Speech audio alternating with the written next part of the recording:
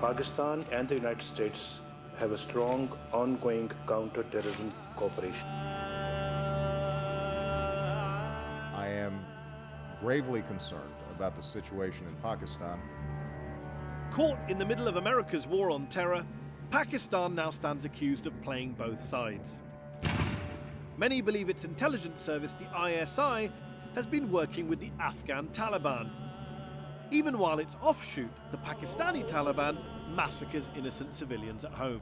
We are seeing the scourge of terrorism, but it has now transformed and taken the shape of Talibanization. The only good Taliban is a dead Taliban. So, is the country's top spy agency a rogue organisation, a state within a state? And who really calls the shots on Pakistan's foreign policy? I'm Mehdi Hassan, and I've come here to the Oxford Union to go head-to-head with General Asad Durrani, the former Director General of the ISI. I'll challenge him on the rather cosy relationship between the Taliban and Pakistani intelligence, and ask him whether his country is still playing both sides in the so-called war on terror. Tonight, I'll also be joined by Dr. Farzana Sheikh, Associate Fellow at Chatham House and author of Making Sense of Pakistan, Declan Walsh, Pakistan Bureau Chief for the New York Times, and Shahzadi Beg, a human rights barrister and Pakistan specialist.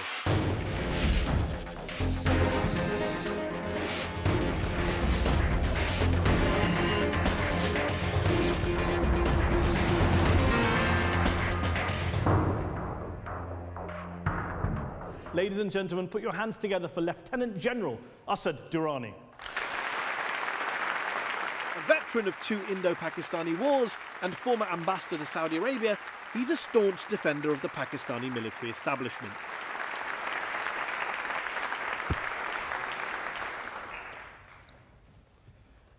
General Durrani, with the benefit of hindsight, if nothing else, do you now regret the role that Pakistan, and in particular Pakistani military intelligence, the ISI that you were once in charge of, played in giving the world the Taliban? What we did was the requirement at that time. Still today, I won't say that one regretted it. One played the card as it was to be played. Given what we've seen happened in Afghanistan since the fall of the Soviet Union, the Afghan Mujahideen, etc., you look back and say, if I could do it again, I'd do it the same way. You were in charge of a lot of that policy at the time. One would have done it a little better job, certainly. No doubt about that. When you say better job, you would have given us more Taliban or less? No.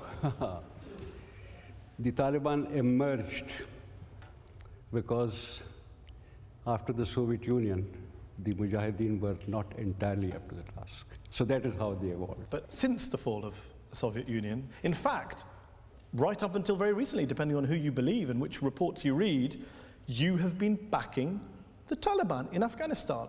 The only reason they've managed to make a comeback is because of support from the Pakistan government, military, ISI. That's pretty outrageous, isn't it? After 2001, after the invasion of Afghanistan, the Taliban made the first move to reconciliate with the Kabul regime, which was rejected. And if they had to rise again to resist foreign occupation, and at 1/3 of the Afghan population is sympathetic to the Taliban. If you're saying that they've got potential support, undeniably they do, they represent factions in Afghanistan, undeniably they do, that means, yes, you try and bring them into a political process. It doesn't mean you actually secretly, behind the scenes, support their so-called insurgency and help them by giving them weapons and letting them blow stuff up. How else would anyone speak to them unless they have some power potential?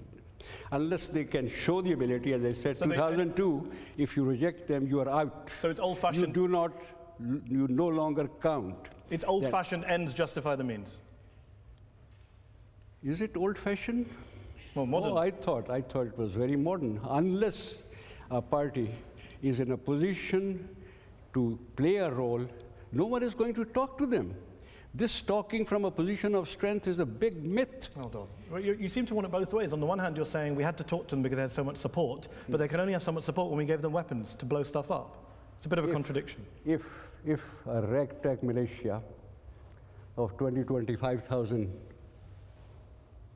insurgents, with the help of a state which is considered to be either failing or faltering or fumbling, like Pakistan, if they can achieve this particular status, then the least that I expect from an audience like this, in a country where, you know, they talk about the spirit of Eton and Harrow, to give the Taliban and their supporters in Pakistan a big applause. Applaud the Taliban. Well, Absolutely, because they have... You talk about resisting foreign occupation. Let's just break that down. Yeah. According to the UN, of the 4,000 people, civilians, who were killed in Afghanistan last year, the Taliban killed 75% of them. Is that what you want us to applaud? How many were killed by the occupation forces? Well, less than, 75% were killed by the Taliban. Maybe a little less, but I'm not contesting the figures. You're an educated man, you're a general, you're a senior person. Your response to me saying that they've killed 3 out of 4 civilians last year cannot be, how much did the other side kill? We are not in the playground, General. Yes. 75% of the civilian casualties were caused by the Afghan Taliban. You want us to applaud that? This is the nature of this war. It's futile to say they should have killed a few less, but in this type of warfare, people would die. You're talking in a very kind of sterile way, so let's just break this down. Are you saying that it is justified in this war for the Taliban, as they do, to blow up schools full of kids? Yes or no? I'm not justifying anything. Sounds like you are to me. I'm not justifying anything, I'm just trying to explain. You've said in the past that the US and Pakistan are, quote, at war against each other. Yeah. Is that still your view? Yeah. This was a big illusion on part of, let's say, Pakistan. They deluded themselves in believing that they were allies. Actually, they were not. The allies have the same objective, which we did not have. The allies also agree on a certain approach on which we did not. It's different to say we are at war. You use the phrase that America and Pakistan are at war. Right. The reason I bring this up is it's a funny sort of war in which one side gives the other side billions of dollars in aid, and the other side takes the money, pockets it, and then goes and helps the enemies of the people who gave them that cash. That's a weird sort of war. I think we got much less money than we should have. Okay. Keeping people of the They certainly leash. didn't give you money to go and help their enemies and give safe houses to Taliban leaders and coordinate their activities in Afghanistan with roadside bombs, etc., etc. So we fooled them. Is that what you think? You fooled them? No harm in doing that. What would you say to someone who says basically the behavior of Pakistan in recent years, and which you're clearly so proud of, is the behavior of a quite treacherous and duplicitous country? If you cannot ride 2 horses, you have no business to join the circus. Okay. You know who gave that advice? No. Lord Robertson, who was an illustrious British diplomat, Secretary General of NATO, and he was talking to Cohen, the Defense Secretary of the United States. These states play double games, and if we did it successfully, I suppose this is again in the nature of this thing. Okay. Do you regard yourself as a moral man? If it is concerning an individual's act and an individual's interest, then I suppose morality counts. But in the statecraft, the morality takes a backseat. You suggest that this is about statecraft, it's about playing games, it's about riding horses. If you said, you know what, we don't do morality, we get things done. The problem is you don't get things done either. Even on a practical level, what you're doing hasn't worked. So take, for example, the Pakistani Taliban, the so-called TTP, who are an offshoot inspired by the Afghan Taliban. No. They are now blowing up kids' schools in Pakistan. They have been carrying out gross acts of terror for the past few years. Pakistani soldiers, people you served with, have died at their hands. That is a Frankenstein's monster that you lot created. That is a blowback from your pragmatic policies. Collateral damage. Oh, my word. There is a price to be paid for this type of game. It's a high-stake full game. Of kids is collateral damage. Right. High-stake game. Some people, like you believe that we created a few groups, the other side would also do that. No, this is the only way this game is going to be played. It doesn't happen that one side sits back and says, let's be clear. The morality demands, the morality forget requires morality. As I said, forget morality. On a practical level, how does it help you that the groups you once armed and supported are now attacking you? Is that what you planned? Is that what you're saying? You knew this was going to happen and you approve of it? The gain The gain is that Afghanistan is more or less free of the foreign occupation. The gain is that Afghanistan can be reunited, reunified, and then whatever would be left with the TTP, one will have to deal with them. Nothing comes free of cost. This is not a game for the weak-hearted people. Would you describe the parents who lost kids in Peshawar in that school attack as weak-hearted people? No, they are not weak-hearted. I feel very strongly. I mean, I sympathize with them, except that I am just trying to Doesn't explain. sound like you sympathize with them. see, You said collateral damage was the school attack, That's which why is a I'm pretty describing. outrageous thing to say. I'm simply describing how these things happen.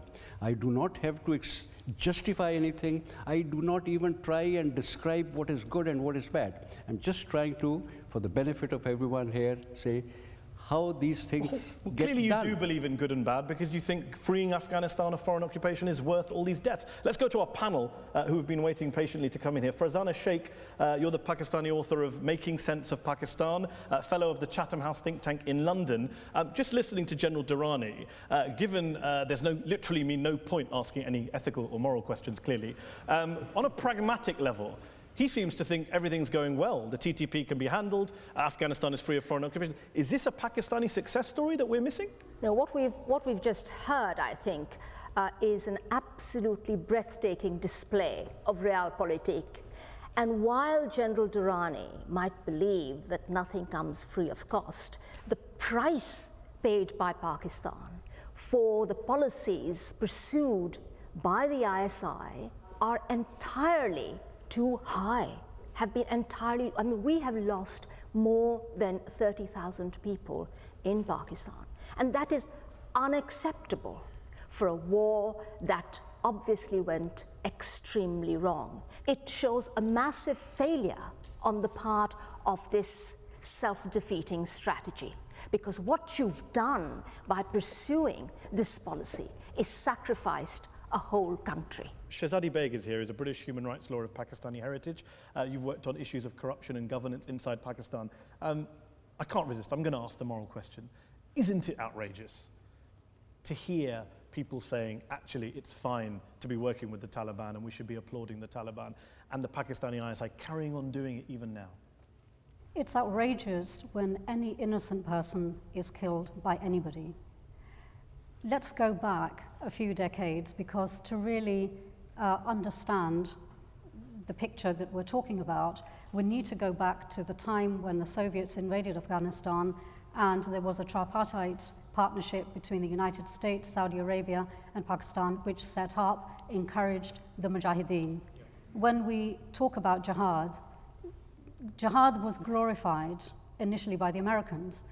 Coming back to the point that you made about the Peshawar school, of course it's outrageous that school children should be killed. The Pakistani Taliban, Tehreek-e-Taliban Pakistan, as they're known, the TTP, is an out-out terrorist organization and yet has that support targets... from elements of the ISI. The TTP is not supported by the Pakistan Army, the ISI, But it does by have the government. support within the ISI. Not to my knowledge, it doesn't. They say they do, and in fact the Pakistani Navy went for Parliament and said, yes, they're working with insiders. But Mehdi, you do have to distinguish between some elements here and there that are sympathetic. Pakistan is a country that is facing an existential threat. It has a huge terrorism problem, which is partly created by its own policies that the general is still extolling. Let me bring in Declan Walsh, who's the Pakistan bureau chief of the New York Times, based here in the UK since you were expelled from Pakistan in 2013. Declan, Farzana's talked about the huge cost. Shehzadi's talked about the existential threat. When you look at the kind of blowback situation, what's your take on what's happened as a result of all these policies? Well, again, the recent attack in Peshawar, in which 150 people died, is really the most graphic and, I think, for ordinary Pakistanis, distressing blowback from all of these years of effectively the ISI and the state instrumentalizing the use of jihad as a weapon for the country's foreign policy objectives. What the General didn't speak about is what the ISI and people like General Durrani actually want to see for the future of Afghanistan, because when you go to Afghanistan, you'll meet ordinary Afghans who say, look, these people have been interfering in our country for the last 3 decades, and now we would like them to please step out. Okay. Do you believe, General Durrani, and do you expect people in this room to believe, that the ISI had no knowledge of where Osama bin Laden was before his death. That bin Laden, who was discovered in 2011 in Pakistan, in Abbottabad, in a very large building, in a military town, near a military base, and the ISI had no clue that he was there.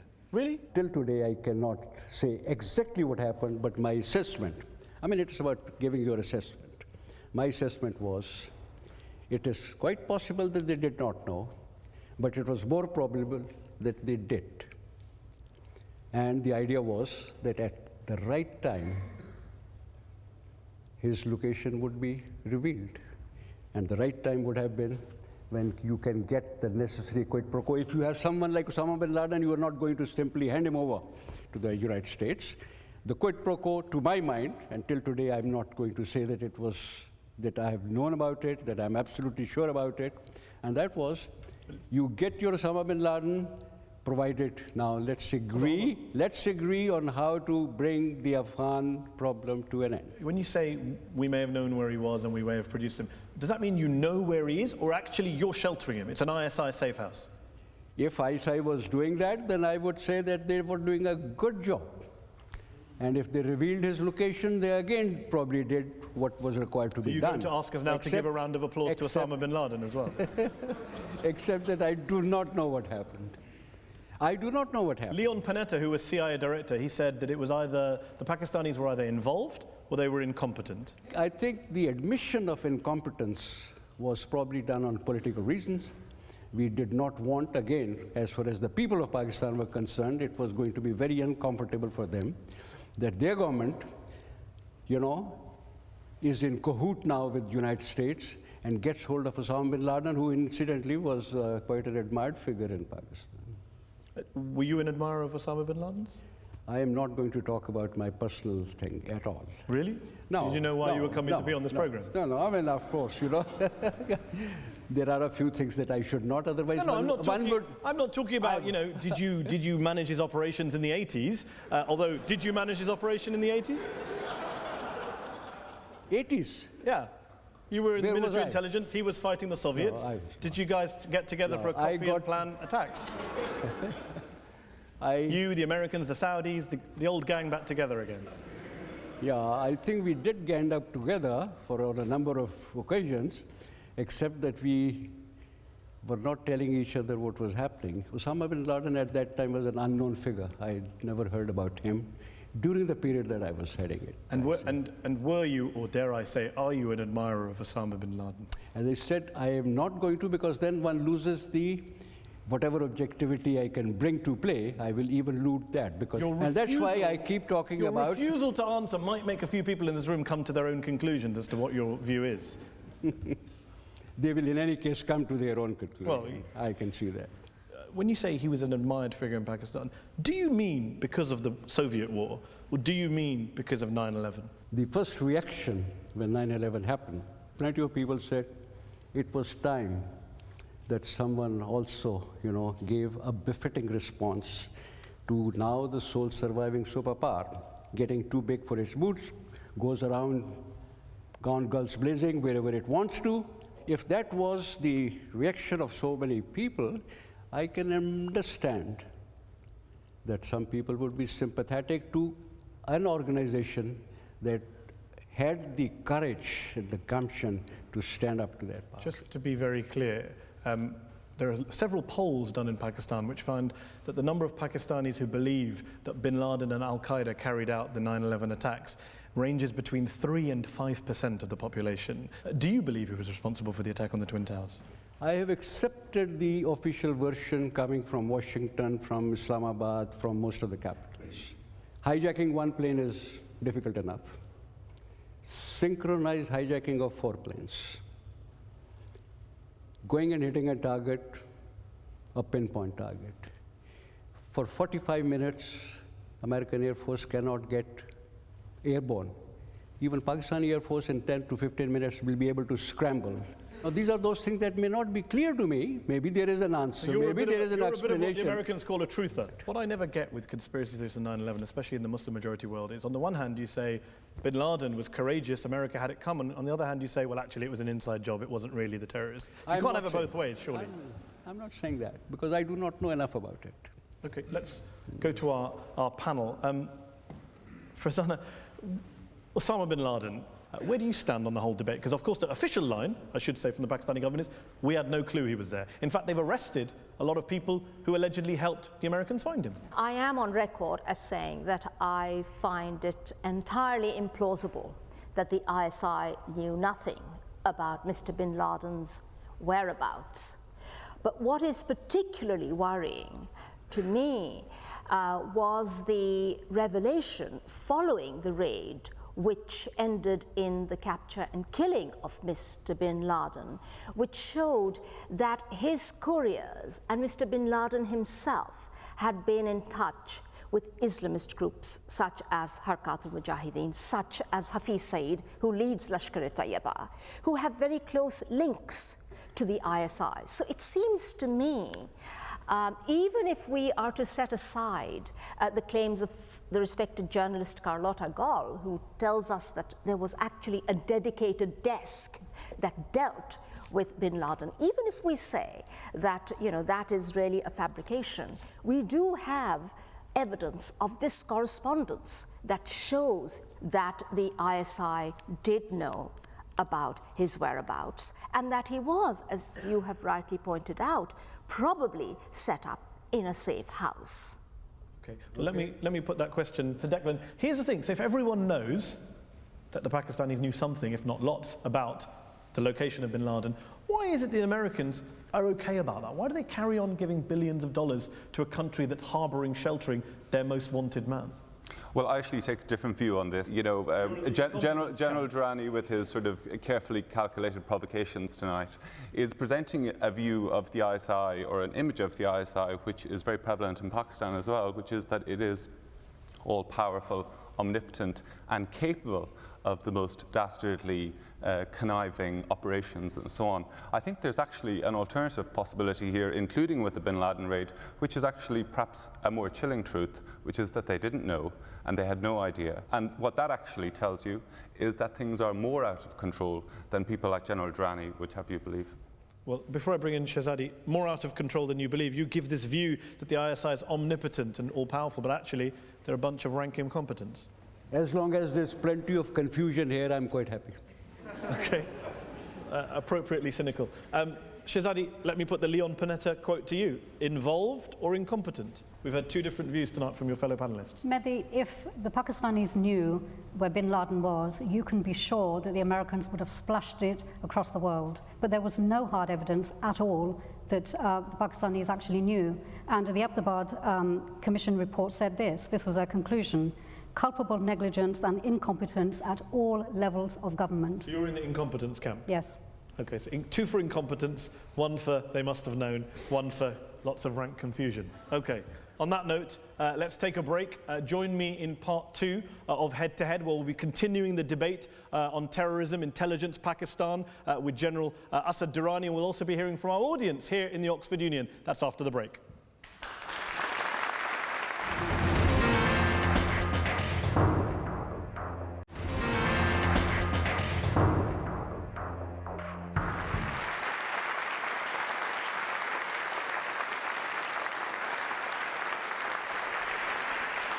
Welcome back to Head on Al Jazeera. We're talking to General Asad Durrani, former Director General of the Pakistani ISI, the Inter-Services Intelligence Agency. We've been talking about the Taliban, Afghanistan, bin Laden. Back in 2005, the CIA produced a report which suggested that Pakistan, with all its corruption, economic dysfunction, rising levels of internal violence, sectarianism, etc., would by 2015 be a failed state. It's now 2015. Did the CIA get it right? Is Pakistan a failed state in your view? Where people get it wrong is they look at the performance of the state. The Pakistani society is very strong. At the sub-state level, people work, the communities organize themselves, so it's a very vibrant civil society. Why do you think it is that since independence, more than, well, almost 7 decades ago, there have been 3 military coups in Pakistan and more than 30 years of military governance? Why is it that your country is so prone to military dictatorships? I think it lies in history. This is an area, Toynbee described it as the eastern crossroads of history. The armed forces have trampled over this place. The foreigners have come and gone. So people in this area have always had a healthy respect for the military. That is number one. Secondly, after the partition, I think because of the environment in which the country was created, India on the east, the Kashmir problem, the new country, etc., etc., this was an organization that gained the maximum respect. The military, despite everything, remains the most popular organization in the country. On that basis, then, are you someone who thinks that actually it would be better to have military rule in Pakistan than democratic rule? Better or not, that I do not know. During the military periods, what one has seen is more stability, better law and order, better economic development. Institutions have not been developed during that period. The permanent stability that comes, what we believe, with the evolution of a normal process, that has not come. And when that does not happen, I think people again yearn for military rule. So do you prefer military rule in Pakistan to elected governments? Last 3 or 4 months. Before that, I probably would have had a hard time saying the military rule is better. Nowadays, in this very difficult period, when one sees so many civilian institutions abdicating the responsibility. But even when the army is not ruling, you're still calling the shots from behind the scenes. You're not allowing democratic politicians to do... Well, look, take the example of yourself. In 1990, when you were head of the ISI, you were ordered by the army chief to spend millions in helping to defeat Benazir Bhutto's Pakistan People's Party, the PPP. It's fair to say that even when democratic governments are in power in Pakistan, generals like yourself behind the scenes are trying to run the show. Someone quickly read me my rights. I have the right to remain silent because whatever I say will be used in a court of law. Fine, okay, fair enough. Let's put the court case to one side. In general terms, it is fair to say that ISI chiefs, generals like yourself, still meddle in politics even when there is an elected government in place. And that's outrageous, surely. It does not happen that way. It does not happen that way. Under normal circumstances, even the military likes to keep away from air. You know, as far as the institutional decision of the military is concerned, it's not in favor of military takeover. So the Pakistani military reluctantly involves itself in politics. It doesn't want to. I would say that's actually quite a fair way of describing it. Reluctant coup makers. They've reluctantly run the show for 30 of Pakistan's 60-something years. Yeah, once you take over, after that you believe that you have a responsibility and you try and so like a blanket you can gut stuff. Yeah. One of the areas of life is not just politics and the public arena and the democratic process that the ISI is accused of encroaching on.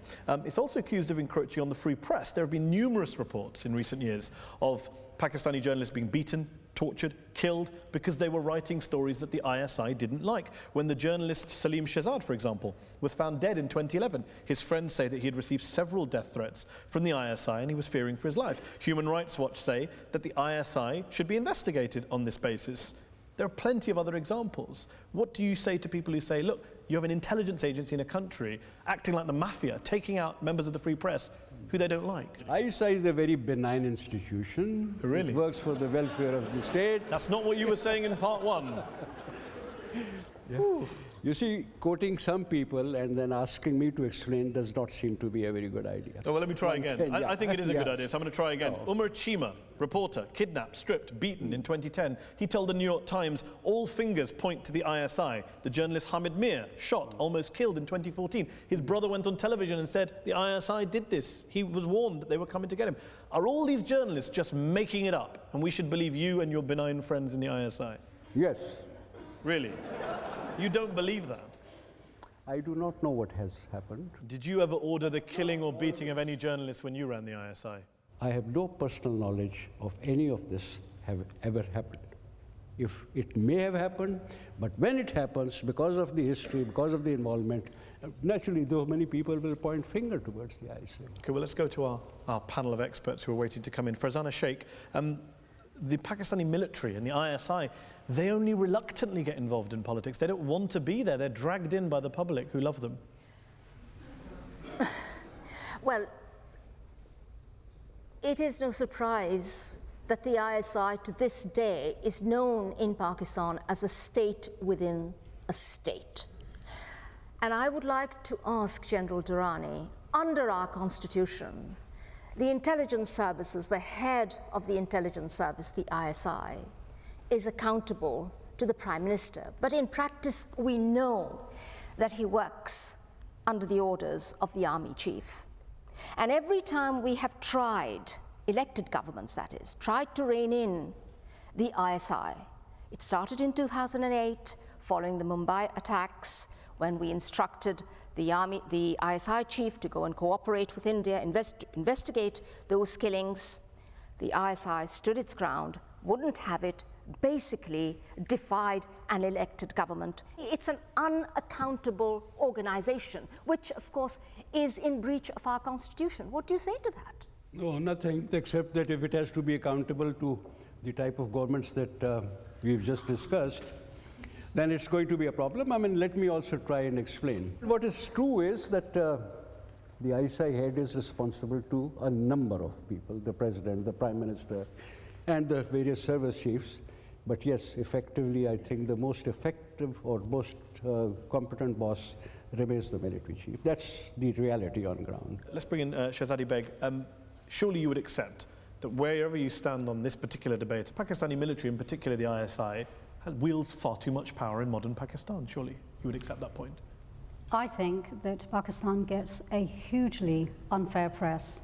Mehdi, do you know of any intelligence agency in the world which doesn't double deal, which doesn't tell lies? It goes with the territory.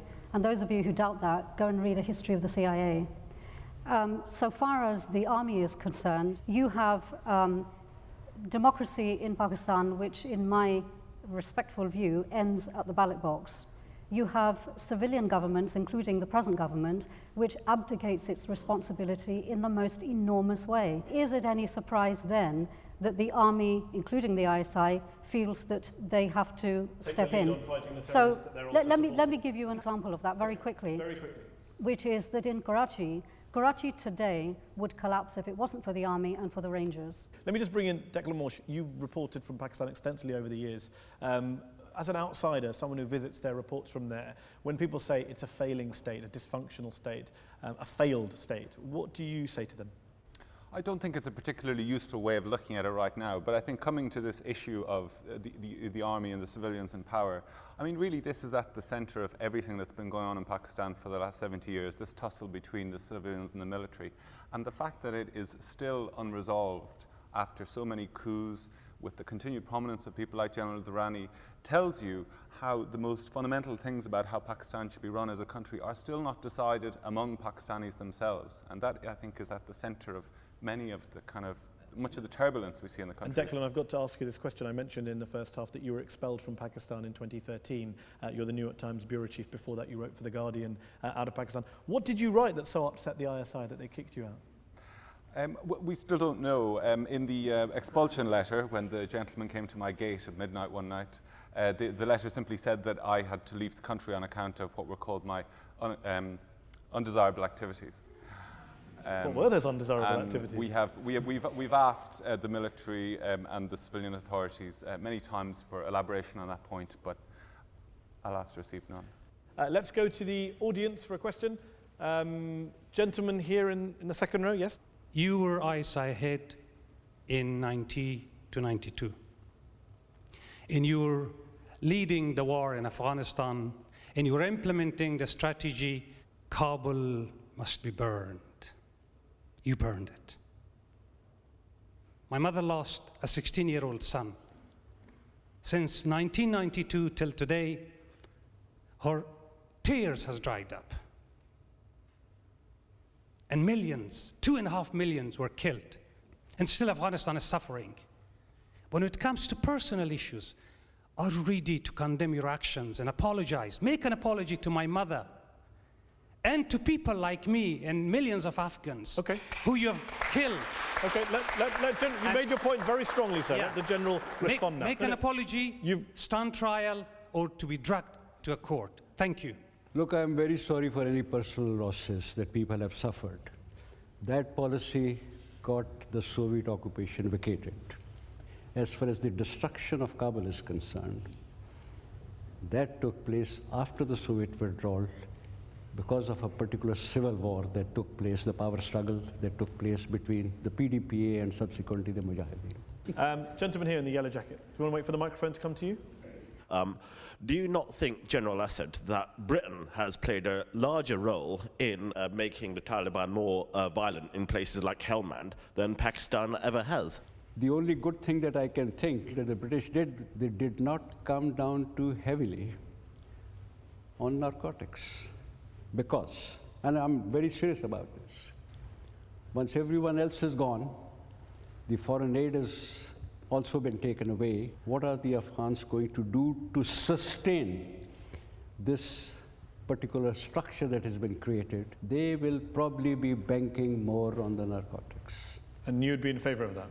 I'm not trying to say that it's a good thing or bad thing, but 2 to 3 million Afghans nowadays live on this industry. And it's also a great sustainer of the Taliban, of course, who, remember, you wanted us to applaud. Let's take a question from a lady there in the black shirt. Back in the 90s, you thought that you wouldn't change a thing the way the ISI handled the Taliban. How do you think you would do things differently now when the US forces and NATO forces retreat from Afghanistan? And how do you think that will affect Pakistan's future? I think Pakistan has been trying to position itself for the last about few years as to what would happen. Last 4 or 5 years, I see Pakistan trying to mend its fences with Iran. With Russia, I suppose we've made a breakthrough. The region together, trying to persuade, coax, bribe, somehow or other push the Afghan factions to find that consensus that I've been talking about. Okay, let's take a question from the back. Gentleman there. After the Peshawar incident, you've had the setup of the military courts in Pakistan. As a counter-terrorism strategy, do you think that will be successful in addressing the menace that we have of extremism in Pakistan today? I'm not sure if it's what I mean. People have heaved a sigh of relief that the military will hang them. And sometimes I do ask myself this question. If there are people who are actually prepared to give their, blow themselves up, how is the hanging going to deter them from doing it? So that is where we are. Shehzadi, very briefly, yes. I'm not in favour of military courts. The fact is that the justice system in Pakistan today is on trial. In 2 years' time, when military courts come to an end, there isn't going to be a magic fix. Okay. Gentleman here, yes, in the glasses and the sweater. Do you want to wait for the microphone to come to you? During the first half of the program, you stated that in matters of statecraft, morality needs to take the back seat. Do you believe that your peers, in terms of other heads of intelligence services, also share that view in other countries? Yes, I do. Do you, just to follow up on that, just to make Shehzadi's point, do you believe that other intelligence agencies behave in exactly the same way as the ISI? Oh, worse, I suppose. The so-called rogue operations that take place can go and blow up, certain places because to stage a false flag operations. Have you ever heard about them? How is that worse than what the ISI does? Yeah, I mean, they may be bigger in magnitudes, the stakes may be much less. Phone calls were intercepted by US Afghan intelligence with the ISI planning an attack on the Indian embassy in Kabul. Oh, no, that's not true. That's not true? If the phone calls were intercepted, then I suppose the people in the ISI were not doing a very good job. Is there a line that the ISI shouldn't cross, for you, in your view? Or is the ISI able to do whatever it wants? No, the ISI would do anything possible, anything that it can do to carry out that assessment. So there's no limits, there's no laws, there's no restraints? None, except for the mission that it has. And if that applies to every intelligence agency in the world, it is. It's a bit of a crazy planet you all want us to live on, where everyone just gets to kill each other. That's what they would do, especially those intelligence agencies which are faced with a situation like us. Well, the CIA... Worse, abhorrent Guantanamo torture. Bay. The CIA carried out abhorrent torture, but at least American politicians published a report on it. Have we had an equivalent report on the ISI? Has the Pakistani parliament ever produced a report on the ISI's wrongdoings in the way that the US Senate did the other day? Because there were no wrongdoings, so that's why they were. Okay. Lady there in the red shirt, and then this gentleman here has been waiting a while. I remember people writing about the results of supporting Taliban. That was a time when army would deny that, there's not going to be a blowback. My question to you is that now that there has been a blowback, what about all those militants that we continue to keep, like Hafiz Saeed? The blowbacks were inevitable. Blowbacks happen. How do you take care? How do you manage the blowback? No, that's actually the test. As far as Hafiz Saeed is concerned, I don't think there has been enough debate on Hafiz Saeed, his role, his present status, court acquittals, and so on and so forth. Okay, let's go back to the audience. I said this gentleman here. General Durrani, you're in Britain. We're all British in here. Our government pays millions and millions of pounds to Pakistan, and ISI and the army, saying that they are our partners in killing the terrorists. You're sat here promoting and supporting all elements that kill British soldiers, which are British citizens. Are you sat in Oxford promoting, glorifying terrorism? And are you the terrorist that we should be looking for?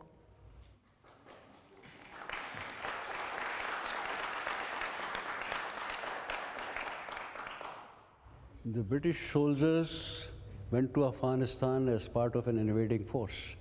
They fought a war there, and some people would die. And many of those soldiers, when the soldiers go and take part in the war, there is no such insurance guarantee that they are going to come back. General Durrani, in the interests of balance, the British government would point out that whatever happened in 2001 happened under a UN resolution. The soldiers that went into Helmand went in with the consent of an elected Afghan government. Yeah, those people who are resisting them, they're not going to be looking at the United Nations security resolutions, which United Nations, in any case, the United Nations Security Council has become a handmaiden of certain powers. Okay, right? Gentleman here.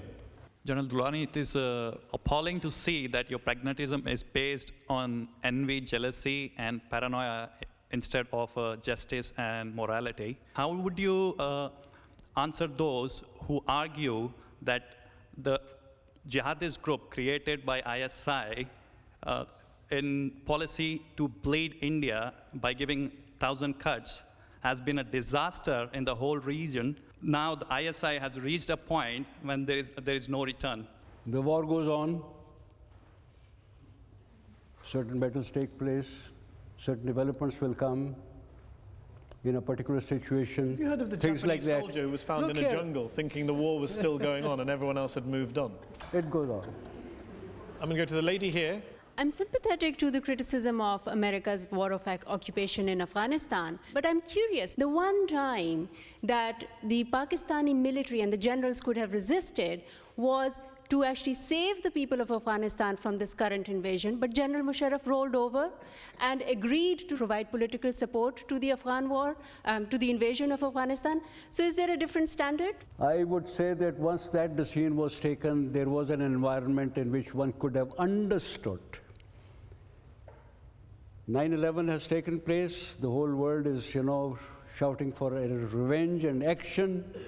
And at that time, General Musharraf says, we will cooperate. Over a period of time, to his credit, I think he also started understanding that this type of an alliance is not going to do any good to Afghanistan or to Pakistan. That is what he realized. And that is the time when the parting of the ways took place, till the period of 2011 when I said, well, both the countries were now at war with each other. Okay, last audience question, gentleman in the blue shirt here. Hi, as an Indian, I would like to ask, don't you think the desperateness of Pakistan for Kashmir has compromised the development of the country as a whole? Like, won't it be good? The money which Pakistan receives as a foreign aid, it invests in civilian development, like setting up big universities like Oxford or IITs in India, rather than funding militants in Kashmir? Yeah, these are always a very difficult balance to be struck between how much you want to spend on the military and how much for the civil society. It's a pretty bad balance in Pakistan. Maybe it was a situation that led to that. Maybe more money was spent because security was the main concern. Possibly the money that was allocated to the civilian agencies may not have been used as effectively as the one that was spent on the military. Because after all, just remember one thing, despite all these things, if today the equation between India and Pakistan has come to a stalemate, it's stalemated, conventionally and unconventionally, so some use of that particular money that was spent on the military can be reasonably understood, if not justified. when it comes to helping, and that is the DNA of Pakistan. Just a minute, probably the most important point this evening. Pakistan is not like any other normal country. No, that's clear. No, it is not. It's a very unusual place. Historically, the Muslims of the subcontinent have associated themselves with the greater Ummah. Khilafat movement, they sent people there. After the birth of Pakistan, not only providing help to the Afghans to resist foreign aggression, sending pilots to Syria to fight the Israelis, Chechens and Bosnians being supported by the Pakistanis, the militaries in the Gulf being trained by the Pakistanis. The cost at home. Well, there is always going to be a cost for these sublime purposes. These are, You genuinely believe these are sublime purposes? Absolutely. Let me ask you this, given you Today, if Pakistan is in the limelight, for some people, perhaps not for the best of reasons. I think it's undoubtedly not for the best of reasons. Let me ask you this last question then. You've spoken very confidently tonight. Many would say you've expressed some pretty appalling views, I'll have to be honest about that. But you've done it very confidently, very passionately. Let me ask you this then. When you were head of the ISI, and when you look back on your career, what do you regret most? During my period, Afghanistan to be settled, the uprising in Kashmir taking place, the political transition within the country. So I'm not claiming that everything was done optimally, to the best of the abilities. One could have done a few things differently. But at that time, one was muddling through, one was trying to make the best of a bad situation. And God knows one has made more than one shares mistakes. Now that is true, that has happened. However, at least one saw ISI's assessment of the Iraq situation, 1991, was better than the CIA's. So those were a couple of things that were not too bad. At the same time, one must have fallen short on certain other accounts. General Durrani, thank you for joining us here on Head to Head in the Oxford Union. Thank you very much to our panel as well for joining us. Thanks to our audience here in the Oxford Union, and thanks to you all for watching at home. Good night.